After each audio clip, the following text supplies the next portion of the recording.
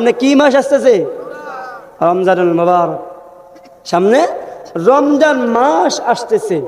আল্লাহ তাআলা আমাদেরকে রমজানের 30টা রোজা রাখার তৌফিক দেখ, বলেন আমিন।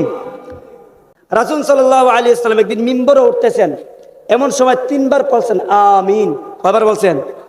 আমিন। কয়বার বলছেন? 3বার। তো সাহাবায়ে কেরাম বলেন, ইয়া রাসূলুল্লাহ, আপনি 3বার আমিন বললেন, আগে পরে কোনো কথা শুনি নাই, কারণটা কি? কেন আমিন বললেন?